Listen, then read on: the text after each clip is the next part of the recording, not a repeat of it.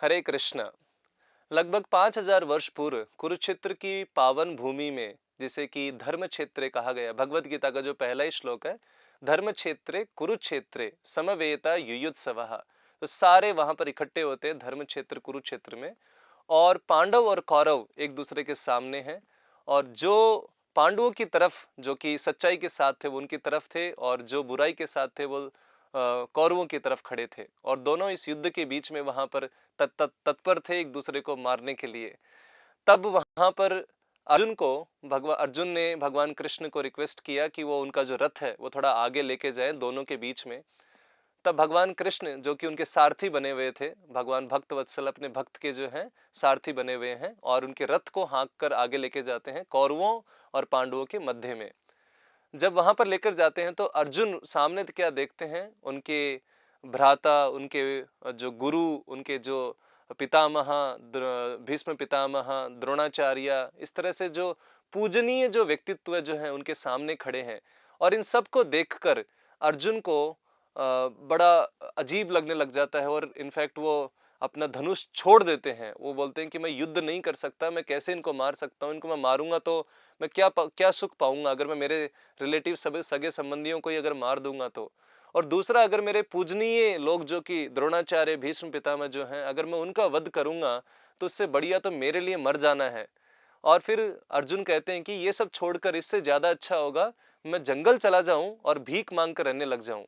सो इस तरह से अर्जुन जो है पूरा अपना धनुष बाण छोड़कर और पूरा उदास होकर बैठ जाते हैं। ये जो परिस्थिति में जब अगर हम अर्जुन के आर्गुमेंट्स की बात करें तो बहुत ही अच्छे उन्होंने आर्गुमेंट्स दिए कि क्यों उनको युद्ध नहीं करना चाहिए।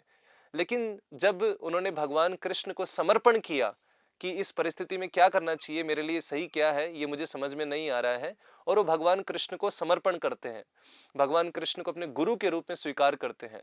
गुरु के रूप में स्वीकार करते ही भगवान कृष्ण अर्जुन को सबसे पहले डांट लगाते हैं, असोच्यन अन्वसोचस्तम प्रज्ञावादांश्च भास से, कि आप कि ऐसी चीज के लिए शोक मना रहे हैं जो शोक करने योग्य नहीं है, और आप प्रज्ञावादांश्च भास से, बड़े बुद्धिमानी की बातें कर रहे हैं आप। क्योंकि जो अर्जुन लॉजिक्स दे रहे थे फाइट नहीं करने के, वो देखने में लगता है बहुत ही लॉजिकल आर्ग्यूमेंट्स हैं, लेकिन भगवान कृष्ण कहते हैं कि ये जो है प्रज्ञावादांश भास जो तुम बोल रहे हो ये सब शोक करने के योग्य नहीं है। गतासुन अगतासुन से नानु शोचंती पंडिता। जो पंडिता मतलब जो बुद्धिमान व्यक्ति होते हैं वो ना तो जीवित और ना ही मृत दोनों के लिए शोक नहीं मनाते। सो इस तरह से सबसे पहले भगवान कृष्ण उनको तुरंत सबसे पहले स्कोल्ड करते हैं कि आप कैसे बुद्धिमानों की तरफ बातें तो कर रहे हो, लेकिन एक्चुअली में आप जिन चीजों के लिए शोक मना रहे हो शोक के योग्य नहीं है। फिर सब सर्वप्रथम भगवान कृष्ण अर्जुन को बताना शुरू करते हैं कि किस तरह से वो जिस प्लेटफॉर्म पे सोच रहे हैं वो बॉडीली प्लेटफॉर्म है। बॉडीली प्लेटफॉर्म मतलब मेरे बॉडी से हमारा संबंध होता है, शरीर से, सर किसी का ब्लड रिलेशन और ये सब चीजों पे हम सोचते हैं। तो सबसे पहला जो इंस्ट्रक्शन भगवत गीता में भगवान कृष्ण देना शुरू करते हैं वो इंस्ट्रक्शन है कि हम ये शरीर नहीं, हम आत्मा है। देहिनो अस्मिन यथा देहे कौमारम यवनम जरा तथा देहांतर प्राप्तिर धीरस तत्र न मुह्यति। भगवान कहते हैं कि जैसे ये जो शरीर है ये कंटिन्यूअसली चेंज होता रहता है, चाइल्डहुड से यंग एज में, फिर उससे ओल्ड एज में, इसी तरह से मृत्यु के समय भी ये शरीर चेंज होता है दूसरे शरीर में, लेकिन आत्मा जो है वो हमेशा जीवित रहती है। आत्मा का कभी ना तो मृत्यु होती है, न जायते ना म्रियते वा कदाचिन, न जायते ना तो कभी इसका जन्म होता है, ना म्रियते ना कभी इसकी मृत्यु होती है। फिर भगवान एक एग्जाम्पल और देते हैं, वासाम से जीर्णानि यथा विहाया, जिस तरह से हम कपड़ों को त्याग देते हैं, पुराने कपड़ों को, जब कपड़े पुराने हो जाते हैं और हम नए कपड़ों को धारण करते हैं, इसी तरह से जब ये शरीर इनवैलिड हो जाता है, काम का नहीं रहता है, तो इस शरीर को हम त्याग कर हम दूसरा शरीर लेते हैं। सो जब ऐसा चेंज होता है, सो जो धीर पुरुष होते हैं, जो धीर व्यक्ति, जिस बुद्धिमान व्यक्ति है, धीरज तत्र न मुह्यति, ऐसे धीर व्यक्ति जो है वो इस चेंज से, इस परिवर्तन से परेशान नहीं होते। फिर वहां पर लंबे कई सारे श्लोक में भगवान कृष्ण इसी को अच्छे से एक्सप्लेन करते हैं और कई सारी चीजें फिर वहां पर बताते हैं। फिर भगवान जनरली शुरुआत में ऐसा लग रहा था कि जो ये कौरवों का और पांडवों का जो युद्ध है ये एक गृह युद्ध है, पांडवों की और कौरवों की आपस में एक राज्य के लिए लड़ाई हो रही है। लेकिन बाद में भगवान कृष्ण जब ये सब एक्सप्लेन करने लगते हैं तो भगवान एक बड़ा पर्सपेक्टिव अर्जुन को एक्सप्लेन करते हैं कि आज वो यहाँ आपके साथ क्यों, अर्जुन के साथ में क्यों है और वो कौन है। क्योंकि कई सारी जब चीजें अर्जुन के इस डिस्कशन में जब आती हैं तो अर्जुन को डाउट होता है कि भगवान जो है वो क्योंकि भगवान वहां पर ऐसा बताते हैं कि यही जो ज्ञान आज मैं तुम्हें बता रहा हूँ यही ज्ञान मैं पहले सूर्य देव को भी दे चुका हूँ। तो अर्जुन को डाउट होता है कि सूर्य देव तो कई सालों पहले, लाखों सालों पहले से हैं और आज आप मेरे सामने आपने जन्म लिया है। हम तो दोनों एक दूसरे मतलब आसपास में जन्म लिए थे, अर्जुन और कृष्ण, तो ऐसा उनकी समझ थी। तो जब ऐसा पूछते हैं तो भगवान कृष्ण फिर अपने असली अस्तित्व के बारे में बताना शुरू करते हैं। फिर भगवान बताते हैं कि जन्म कर्म चय में दिव्यम, मेरा जो जन्म और कर्म है वो दिव्य है, वो कोई साधारण मनुष्य की तरह नहीं है। जिस तरह से हम एक साधारण मनुष्य की तरह जन्म लेते हैं, हम अपने पेरेंट्स डिसाइड नहीं करते मैं किसके घर में जन्म लूंगा, हम अपने सुंदरता डिसाइड नहीं करते मैं, या अपनी बुद्धिमानी को हम डिसाइड नहीं करते जन्म से पहले मुझे इतनी बुद्धिमानी चाहिए।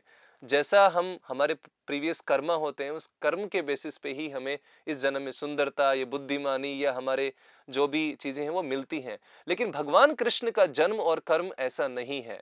इसलिए भगवान चौथे अध्याय में बोलते हैं जन्म कर्म चय में दिव्यम एवं यो वेति तत्वतः, अगर कोई मेरे जन्म और कर्म को अच्छे से समझ लेता है, त्यक्त्वा देहम पुनर्जन्म नयति मामेति सोर्जुना, उस जीव को इस भौतिक जगत में वापस पुनर्जन्म में नहीं आना पड़ता।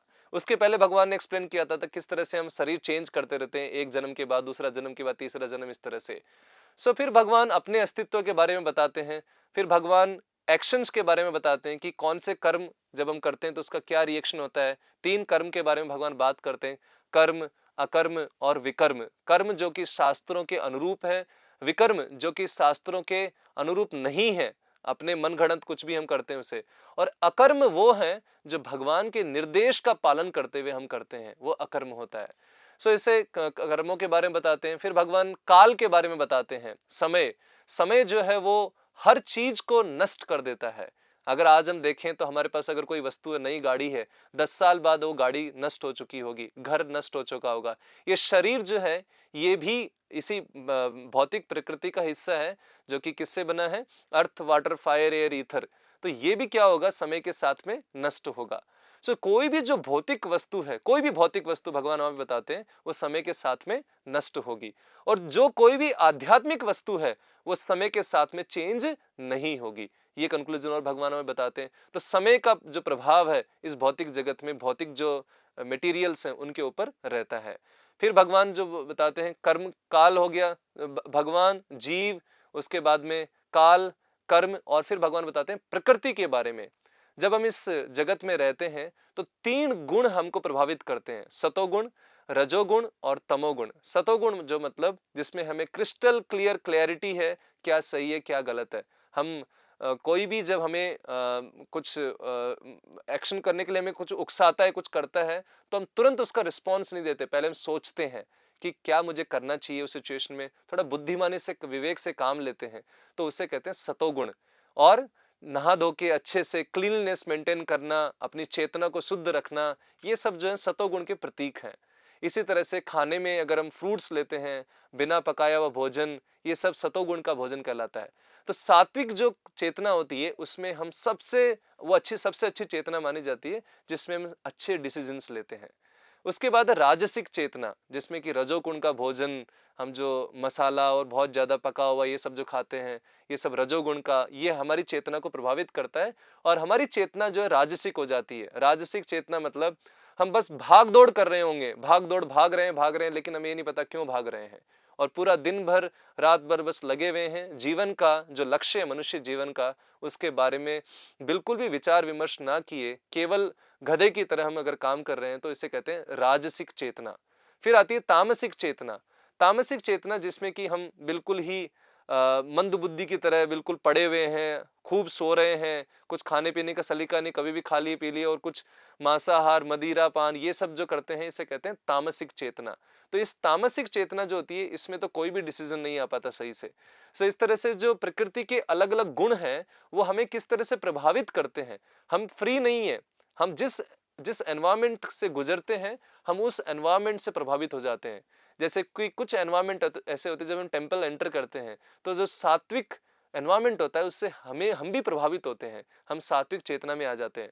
ऐसे ही सपोज हम कोई शेयर मार्केट में गए, जब वहां हम एंटर करेंगे तो हम तुरंत राजसिक हो जाएंगे, पैशनेट हो जाएंगे, ये करने के लिए वो करने के लिए, इस तरह से। या सपोज कुछ मेट्रो सिटीज में हम जाते हैं, कई लोगों को देखकर जो बहुत ही पैशनेटली लगे हुए हैं तो हम भी पैशनेट हो जाते हैं। तो इस तरह से जो एनवायरनमेंट है वो भी हमको इन्फ्लुएंस करता है, प्रभाव डालता है। और इसी तरह से तामसिक जो एनवायरनमेंट है वो हमें प्रभाव डालता है। तो ये जो प्रकृति के गुण हैं ये हमें किस तरह से प्रभावित करते हैं, ये भी भगवत गीता के अंदर भगवान कृष्ण बहुत अच्छे से एक्सप्लेन करते हैं। सो भगवत गीता जो है वो एक तरह से हमारे मनुष्य जीवन का मैनुअल है। मनुष्य और पशु में एक बहुत ही स्पेशल अंतर है, शास्त्र बताते हैं। आहार निद्रा भय मैथुन सामान्य ही एतद पशुबिर समाना। आहार मतलब खाना खाना, निद्रा सोना, भय डरना और अपना बचाव करना, और मैथुन सेक्स लाइफ। ये जो चार चीजें हैं ये मनुष्य और पशु में दोनों में कॉमन है, सामान्य है। सामान्य ही एतद पशुबिर नराणाम। धर्मेण ही एक अधिक विशेषो धर्मेण ही न पशुबिर नराणाम। अगर मनुष्य अपने मनुष्य जीवन में अपने धर्म का पालन अगर नहीं कर रहा है तो वो पशु के बिल्कुल बराबर है। अगर आप किसी भी पशु को लीजिए, चाहे कुत्ता बिल्ली, एक आप कैमरा लगा दीजिए और पूरे दिन भर उसके गतिविधियों को थोड़ा ऑब्जर्व करिए और आप एनालाइज करेंगे तो आप पाएंगे कि चार एक्टिविटीज के अलावा कुत्ता बिल्ली और कुछ भी नहीं करते। आहार, निद्रा, भय और मैथुन। लेकिन मनुष्य भी अगर केवल उन चार ही गतिविधियों को करेगा तो वो पशु के समान है, ये शास्त्र कहते हैं। तो इसलिए मनुष्य जीवन में जहां हमारे पास कंट्रोल है, आप देखेंगे हमारे पास कपड़े पहनने का सलीका है, हमारे पास खाने बैठने का सलीका है, हम बात करने का सलीका है, हम ऐसे ही नहीं कुछ भी कैसे भी करते हैं। पशुओं के पास में वो नियम नहीं है, नियम कायदे। मनुष्यों में वो नियम कायदे हैं ताकि वो मनुष्य बने। लेकिन आज की सभ्यता में हम क्या देखते हैं, धीरे धीरे मनुष्य जो है वो पशुवत होते जा रहे हैं। वो इन नियमों को ताक पर रखकर, साइड पर रखकर कि नहीं हमें कोई ड्रेसिंग सेंस की जरूरत नहीं है, हमें कोई ईटिंग सेंस की जरूरत नहीं, जब आया मन में जो खाना खा लिया, जो करना कर लिया। ये सब जो है पशुवत आचरण है। सो हमारे जो शास्त्र हैं लाइक भगवत गीता, वो हमें एक सही आचरण प्रोवाइड कराते हैं और हमें एक मैनुअल की तरह एक एक इंस्ट्रक्शन प्रोवाइड करते हैं कि कौन सा इंस्ट्रक्शन हमें कौन सी परिस्थिति में लगाना है। अगर हम उसको लगाएंगे तो हम सबसे सुखी इस जीवन, मनुष्य जीवन को हम बिता सकते हैं। नहीं तो ये जो हमारी मशीन है बिना मैनुअल के यूज करे हम इसको खराब कर देंगे, या हो सकता है 10 साल चलने वाली मशीन को हम 1 साल में खराब कर दें। यही मनुष्य जीवन के साथ में हो सकता है। हमारा जितना जीवन है, 100 साल का अगर जीवन है तो हो सकता है हम उस जीवन को पूरे पशु की तरह निकाल दें और 100 साल बाद में मरते टाइम हम सोचें कि मैंने जो जीवन है ये एक्चुअली में मनुष्य की तरह यूज नहीं किया। अंत में मैं एक छोटी सी एनालॉजी देकर इसको एंड करूंगा। जैसे कि एयरप्लेन होता है, एयरप्लेन को आप रोड पर भी चला सकते हैं, उसके भी टायर्स हैं। लेकिन अगर कोई व्यक्ति, अगर पायलट उस एयरप्लेन को अगर रोड पर चला रहा है तो हम उसे कहेंगे बेवकूफ, क्योंकि वो जो एयरप्लेन है वो हवा में उड़ाने के लिए बना है और जल्दी पहुंचने के लिए बना है। इसी तरह से मनुष्य जीवन चाहे तो हम पशु की तरह भी जी सकते हैं, उसमें कोई दिक्कत नहीं है, कोई मना नहीं करेगा। लेकिन अगर हम पशु की तरह ही जिएंगे तो ये आप बोल सकते हैं मनुष्य जीवन का लेस यूटिलाइजेशन है, इसका पूरा पूर्णतम उपयोग हमने नहीं किया। सो मनुष्य जीवन का अगर हमें पूर्णतम उपयोग करना है तो उसके लिए भगवत गीता के निर्देशों के अनुरूप रहकर, प्रकृति के नियमों में रहकर हम इस जीवन को जिए और एक अच्छा सुखी जीवन जिए। हरे कृष्ण।